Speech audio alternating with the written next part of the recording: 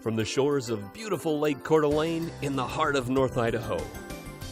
Local, regional, national, and international guests discuss their topics on our forum, the North Idaho College Public Forum.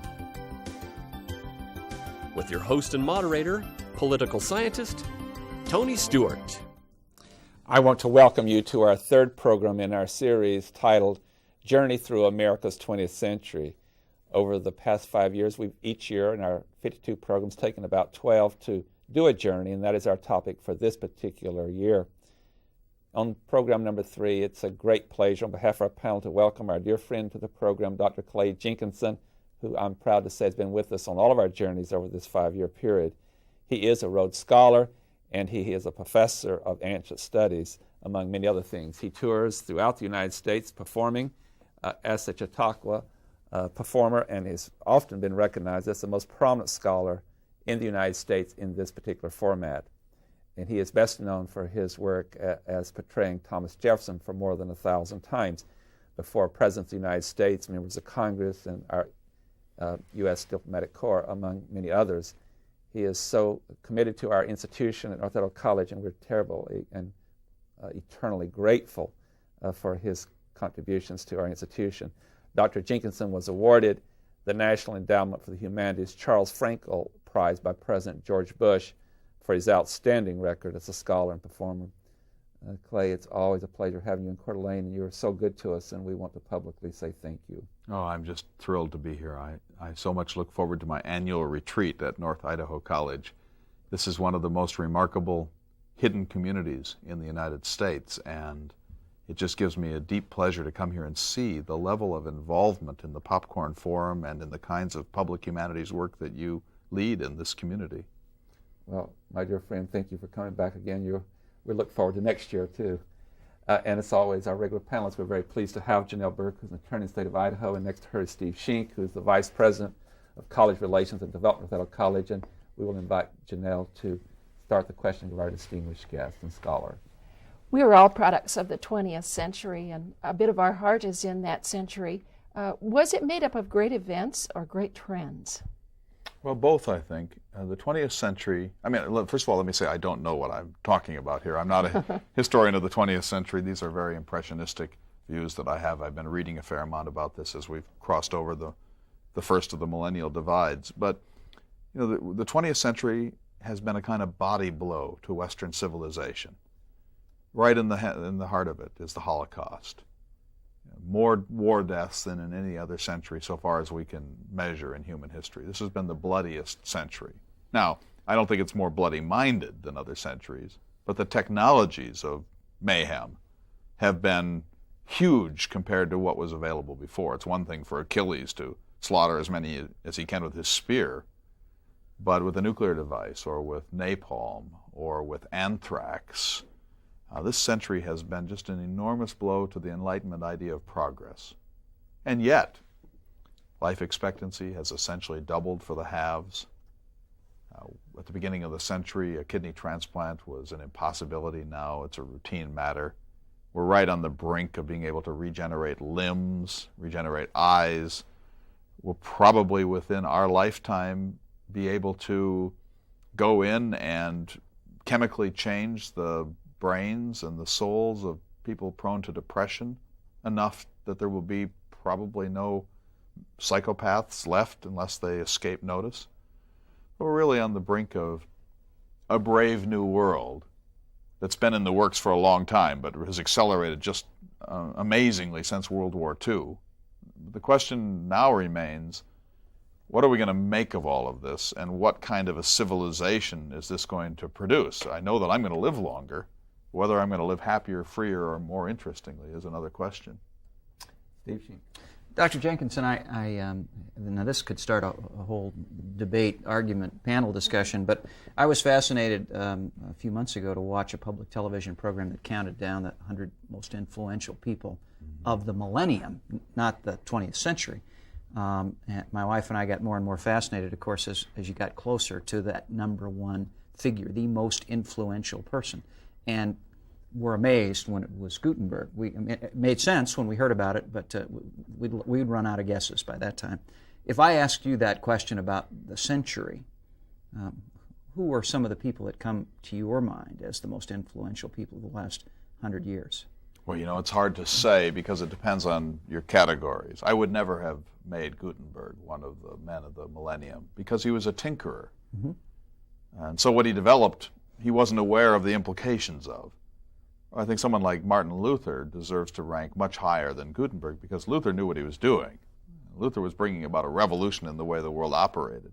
He was in the top 20 at least, by the way, and maybe the top 10. And Jefferson was in the top 20. And I mean, I was on the whole pleased, and it's just fun anyway to go through these endless lists. But who are you going to choose? I mean, you could choose Adolf Hitler, who shaped the century more than any other figure, perhaps, or Stalin. On the other hand, you might wish to point to somebody who was a pioneer in medicine, or maybe Bill Gates for putting a computer in everybody's home. It really depends upon what principle you take in with you. But what strikes me about the late 20th century especially, is the kind of namelessness, the facelessness of great achievement. Who invented television? Who invented the internet? Who invented the cell phone? You don't hear of an Alexander Graham Bell back there. There's a way in which all the little tributaries of creativity and technology are now floating into a common stream. And it's culture which is throwing up these great inventions now, not any single individual. And so I think that we're really getting beyond the moment when individuals shape civilization in a fundamental way. You are a scholar of ancient studies, and this is probably an impossible question too, almost like my question of who's the most influential person of the last 100 years. If one of your students asked you what was the lesson or the key event or the turning point or the legacy of that ancient period you study, what would you say? And if I can make an unfair question even more unfair, does anything similar come to mind as you look at the past 100 years? Well, I mean, here are the two things that would just come to mind. Number one, all things must pass. There's no good reason why the Roman Empire died. You can put up, some people say it was lead paint, and some people say it was the chicken, and some people say it was imperialism and decadence and so on, but no single theory stands up. And so all things must pass. The United States will pass. That's scary news because we have Hanford with hundreds of millions of gallons of nuclear waste, and we have the Nevada test site, and there's a lot that we can't maintain once we pass as a civilization. So one thing is, I think that I would conclude is that there's nothing permanent in this world. And secondly, tribalism, struggle, civil war, human conflict.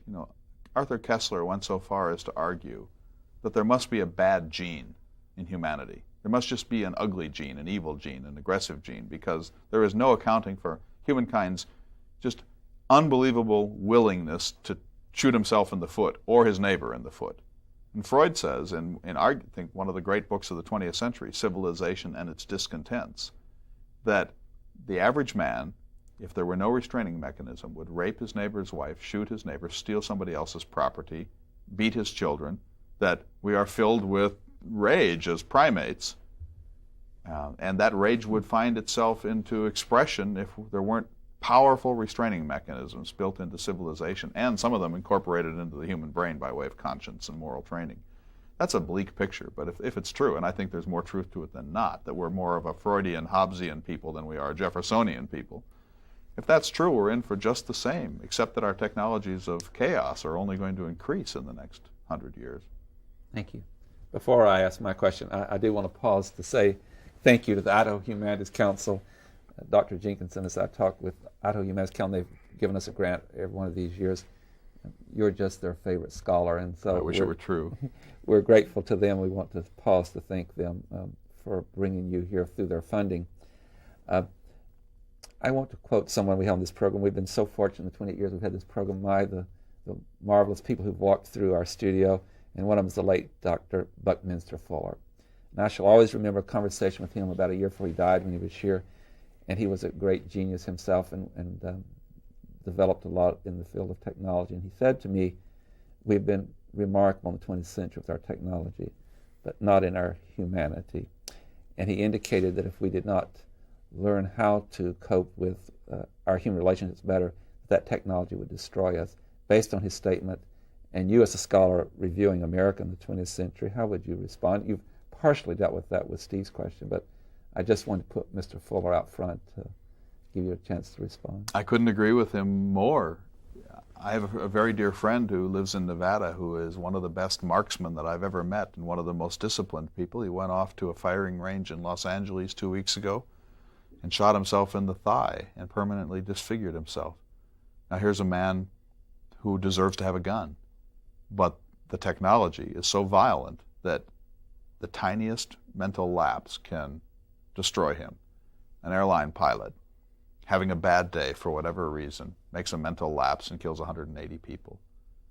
I'm in a car and I'm thinking about something else and I mow down a child. Humans are prone to the human condition, and the human condition is doubt, jealousy, laziness, fatigue, angst of different sorts, and there's no cure for it. There's no Prozac in the world that can lift us out of the human condition, and if there were, we might not wish it. And so every year, our ability to manipulate nature increases almost exponentially now, but our ability to make sense of these things doesn't increase whatsoever. In fact, there's no evidence that humanity has matured from the time of Aristotle.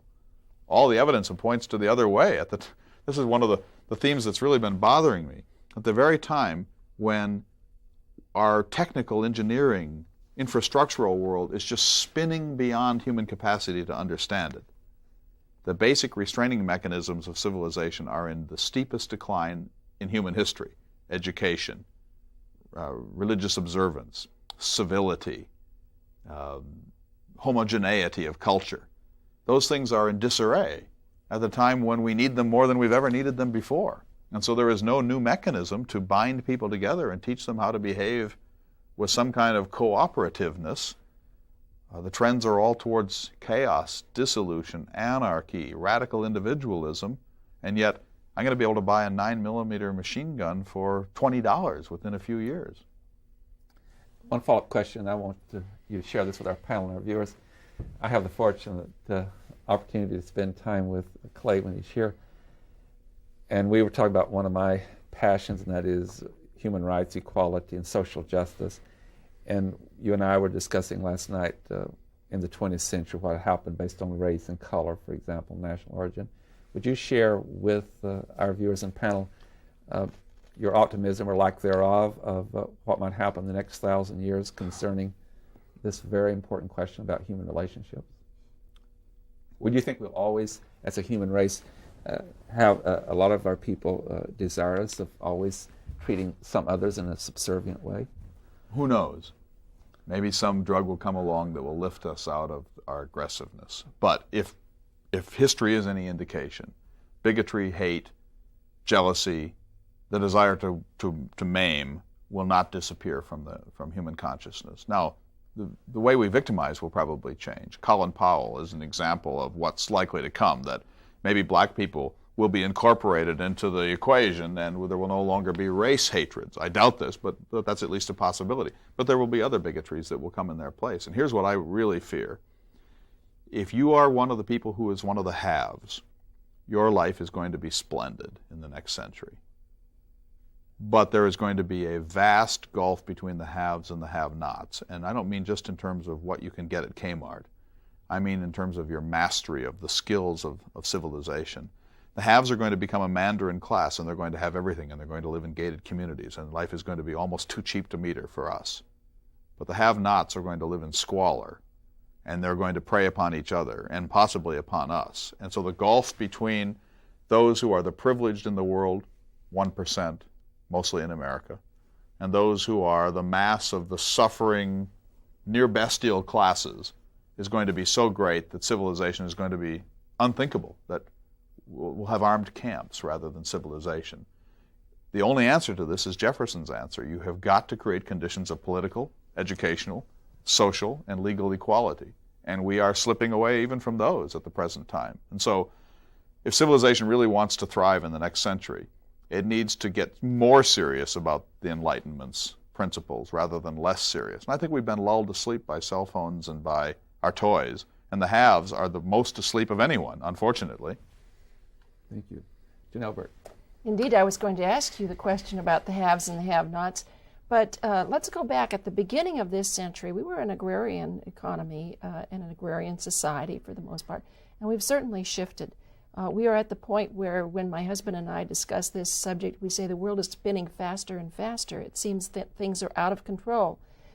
Is this going to continue on? Are we going to get further and further away from roots? Yes, we are. But here's the deal. Because you're one of the haves, and your children are the haves, they are going to choose voluntarily to be the new agrarians. There's going to be a new agrarian class that emerges, and you can live in Alberta and be wired to the internet and take care of your finances and your groceries and your health care and your study of ancient Sanskrit all on the internet. And you'll be wired into the world, but will be able to have a garden too. And so you'll be an amphibian. And the haves will learn this, that there is a point to the Jeffersonian pastoral dream, but you wouldn't want to be stuck there the way, say, the people in the time of William Jennings Bryan were, but you don't want to be left out of that equation either. And so the privileged will find this new kind of neo-hyper-technological Jeffersonian world, but the mass of people will be just struggling to live in their cities. And so again, if you are one of the privileged, the next century is going to be a magnificent century. If you aren't, the next century is going to be one long, bitter struggle. And at some point, the have-nots are going to say enough, and they're going to come through those gates and start to take things back. And then we're going to see mayhem of a new type. Steve Sheen. I'm going to move to a more intellectual plane. Not that the subject we've been talking about isn't interesting, it's just also depressing. It is depressing. You're a great Jeffersonian scholar. I think Jefferson is a wonderful example of a Renaissance man. And before the show, we talked about the fact that we've all become conversant, at least users at some level of machines and technology that we really don't understand. Is there a chance anymore, and what are we losing in a life that is so fast-paced and so driven by technology? Is there a chance anymore to be a Renaissance person?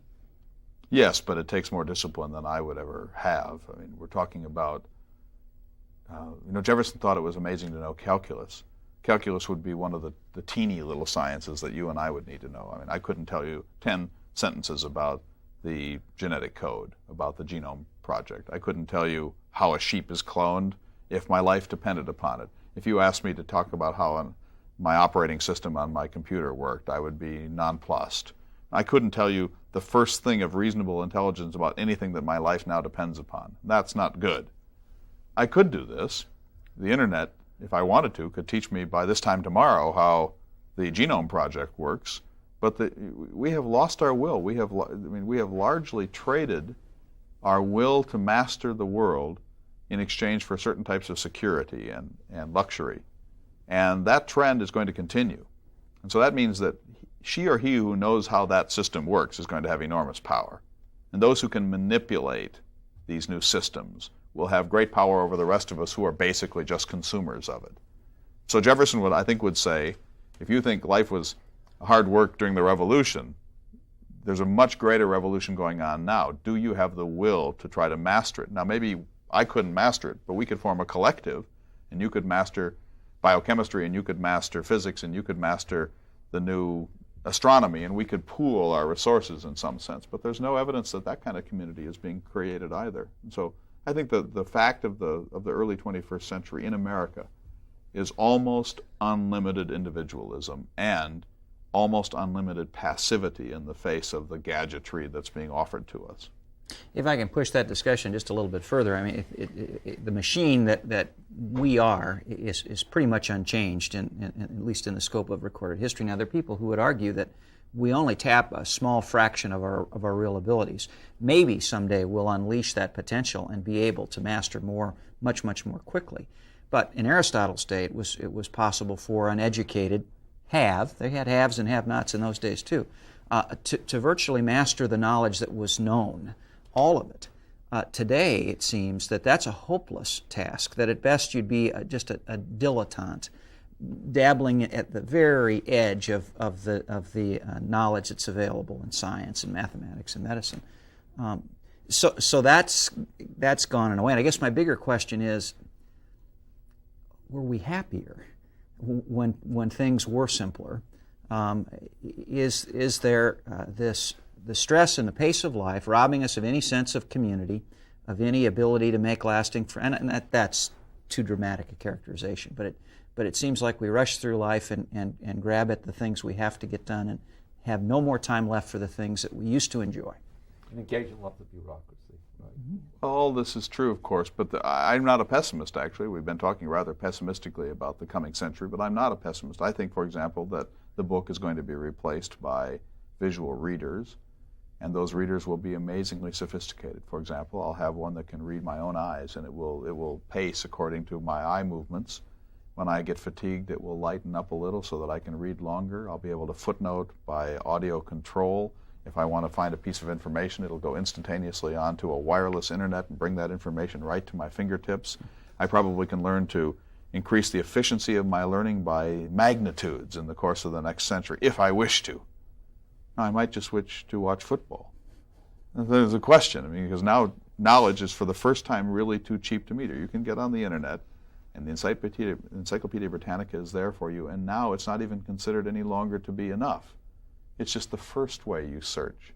And so the question now becomes whether humans have the will to master the world. I think we're in a position of being able to do it better than Jefferson, but the will is just not there. But I think in my own case, since we're the haves, we are going to have the power to do things, to manipulate life, and to serve our own interests in ways that were never possible before. For just one tiny example, if you're growing asparagus in your yard and want to go on vacation to France, you could micromanage that asparagus from Paris. Tell it when to drip a little water on it, tell it when to shade it, tell it when to add a little fertilizer. You're going to be able to manipulate everything from any distance if you have the gumption to do it. Now, whether that's quality of life in the most fundamental sense, I leave to you to determine. But not one of us sitting here would get rid of our gadgets, upon which we are utterly dependent. And those are only the incunabula of gadgetry that is coming for us. But tremendous frustration when one of the gadgets does not work at a certain moment. We want it to instantly work at all times. One of our academicians here indicated in the field of science in America's 20th century that there were three remarkable events that surfaced above others in his view: the atomic bomb and walking on the moon and DNA. I want to move to a subject that the panel will not be surprised about in the field of politics. And when you were talking on the show last week about Dr. Oppenheimer's conversation with Harry Truman, the president made a good point that in the end politics decides how you use the technology. And so I'd like for you to do two things. First of all, react to your view on how politics took place in America in the 20th century, and then any forecast of how it may change public policy in the next century that we're just moving into. Well, I think that the change that's coming is there's going to be an irresistible movement towards direct electronic democracy. Throughout the course of American history, all of the Jeffersonians and even some of the Hamiltonians have said democracy would be a great idea, but it's not possible because there's no mechanism to make it possible. Representation is our only hope in such a large country. But in the year 2006, we could have a national plebiscite on abortion, or a national plebiscite on intervention in Kosovo, and 270 million Americans could participate, and they could make their will known on a case-by-case, question-by-question, policy-by-policy basis. And now we're going to have to decide whether we really trust the sovereign, the people, to make their own choices about these things. It sounds kind of scary to me. On the other hand, it's sort of where democracy has been heading for a long, long time. And so I do think that the pressure to let the people, in a sense, micromanage, but massively, their lives is going to be inexorable, and representation as we know it will simply end. But is it necessary to do certain research before you vote on complicated issues? Like they have committee systems in the legislative chambers to look at detail, and does that require the citizen to do that? Let me just have a footnote. I asked 70 students the other day to name the state senator or state representatives of their district, and I had 2 out of 70. So would it be necessary to do, as we've been talking on the program, more homework before you made some of those crucial decisions? Well, Tony, first of all, it's possible to do that homework today thanks to the internet. You can micro-watch a bill going through the state legislature in Idaho or through the national legislative system in Washington in a way that was never possible before. So the technology is there of participation, at least in that passive way. And secondly, your suggestion presumes that Helen Chenoweth or Ted Kennedy know what they're talking about too. And there's no good reason to believe that either one of them on either side of the political aisle knows what he's doing in these important questions. I don't think that there's any evidence in American history that our legislative branch is wiser on these fundamental questions than the people are. I mean, what does Ted Kennedy know about cloning? What does Helen Chenoweth know about the cruise missile? They're as impressionistic as the average voter who's living in Sandpoint. I wish I had more time to dialogue with you. That would be so much. As a matter of fact, I will say to our viewers that over dinner back in January, we had a wonderful discussion about Thomas Jefferson and some of those issues. It was wonderful. Janelle Burke, we have a little time left. We have a very short amount of time left, but I'm a woman, and a good number of our viewers who are going out there are women as well. What big changes happened for women in the 20th century? Well, that is an area totally positive. Women's lives have changed more in the 20th century than in all of human history before that. I have a 5-year-old daughter named Catherine. She's living in a world where there are models of women in every field. There will not only be one woman president in the 21st century, it will become a routine. Women are now doctors, they're lawyers, they're judges, they're college professors, they'll be justices of the Supreme Court.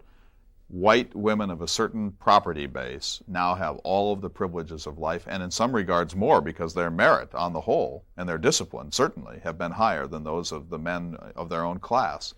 So this is the greatest age in human history for a woman in the privileged world, and it's only going to get better. My daughter is going to look at a world where there is absolutely no barrier to her achievement, and the world is necessarily going to change. We are going to move. We are now at the end of patriarchy. Now we're going to see what a mixed system, not matriarchy, but a mixed system looks like. And all indications are that it'll be more humane, more peaceful, more domestic, more thoughtful, more humane in every fundamental regard than the patriarchy that it replaces. So I think that's great news, but there is, I'll just quickly say, a downside to that. The massive success of white women in the late 20th century has cast a terrible shadow on the minorities who are not catching up. And that's particularly African Americans. And that is really dire news for the next century. We just got started. I wish we had more time. Dr. Clay Jenkinson, the Rhodes Scholar, thank you so much for being with us. What a fascinating program, one of the more fascinating that we've ever done. And thank you, panel, for your outstanding questions. And Dr. Jenkinson, we look forward to having you back next year, and we'll continue these discussions. Ladies and gentlemen, our guest has been Dr. Clay Jenkinson, as I've indicated, a Rhodes Scholar who's been with us during our symposium on a journey through America's 20th century. And we've been so delighted to bring you this program, and it's a kind of conversation we hope you will continue, regardless of what side of the issue you're on. That's what's so healthy, is to have a discussion of different viewpoints as we try to bring you. And please be with us again next week, when we will continue our journey with another guest. Until then, please have a good week. I am Tony Stewart.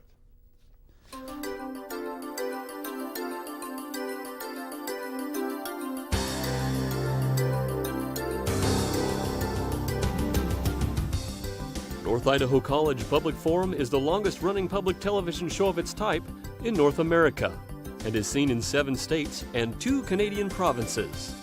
Each episode is pre-recorded live and is an educational community outreach from North Idaho College. Please join us again at this same time next week for another new edition of North Idaho College Public Forum on this public television station.